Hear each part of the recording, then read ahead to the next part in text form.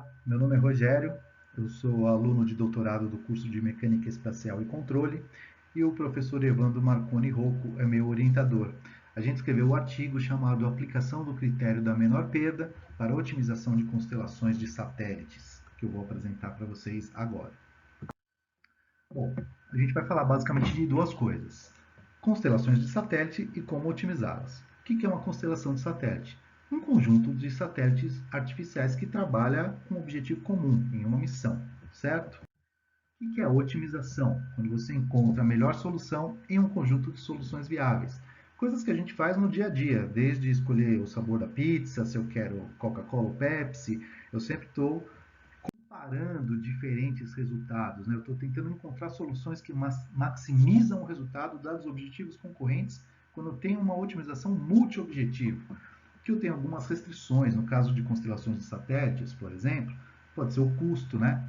Quantos satélites eu posso colocar em órbita, quanto eu tenho de tempo para esses satélites ficarem em órbita. E aí eu entro nas trocas, ou seja, nos trade-offs. Bom, eu quero uma imagem melhor, então eu tenho que estar mais perto da Terra. Para estar mais perto da Terra eu tenho que ter mais satélites, mas aí eu tenho um limite de custo. Então eu espalho ele em diferentes órbitas e assim por diante.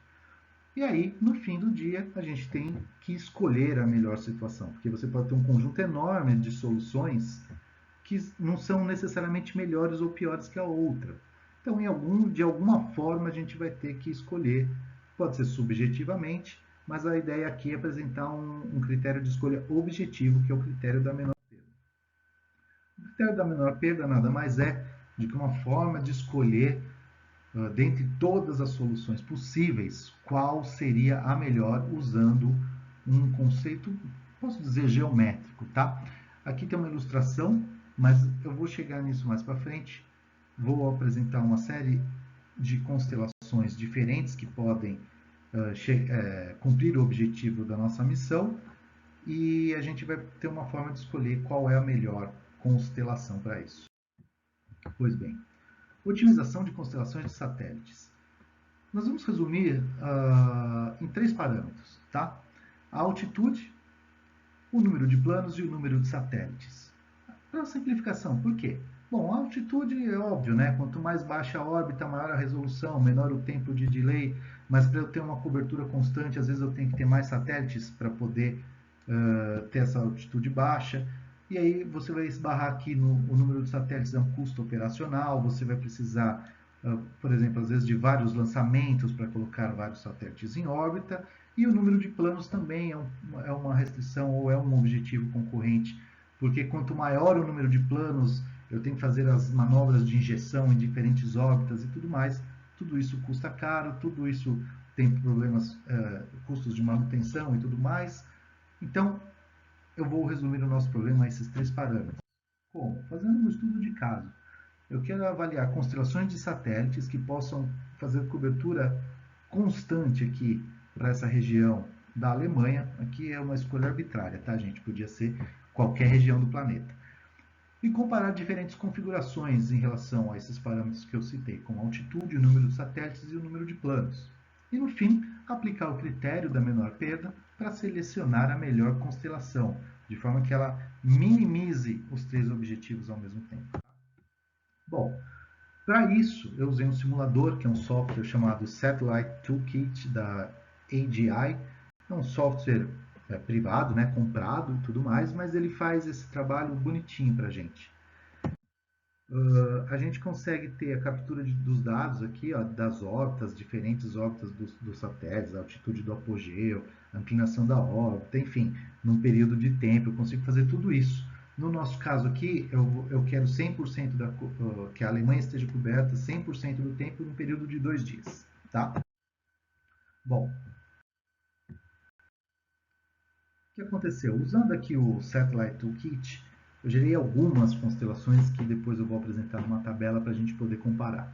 Então, começo aqui com uma órbita simples, 4 satélites em inclinação crítica, com um plano.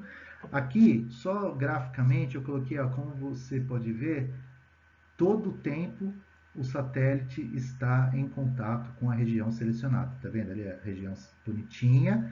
E esse tracinho vermelho indica que o satélite está em contato com a minha estação de recepção. Aqui eu posso ver, por exemplo, a altitude do apogeu, a inclinação e tudo mais, certo? E aqui no fim eu sempre capturo os dados e no final eu vejo que tem isso aqui representa que é 100% do tempo neste intervalo de 20 a 22 de outubro de 2020, a Alemanha esteve em contato com algum satélite durante todo o tempo, certo? Isso eu fiz com várias constelações aqui, ó. 8 satélites em órbita circular polar, você tem aqui de novo a altitude, aqui eu tenho uma constelação do tipo Walker Delta, que é algo que a gente podia até discutir, mas não faz parte aqui do... Até pelo tempo que a gente tem para apresentar, não faz parte do nosso escopo, mas só para vocês poderem ver que tem todos esse tipo de constelação. Aqui nem deu 100% de cobertura, mas eu coloquei para exemplo que, por exemplo, essa aqui não cumpriu a missão. Aqui, 6 satélites em órbita circular polar, órbita delta com 12 satélites, órbita amônia com 2 satélites. Você pode ver que tem uma gama grande.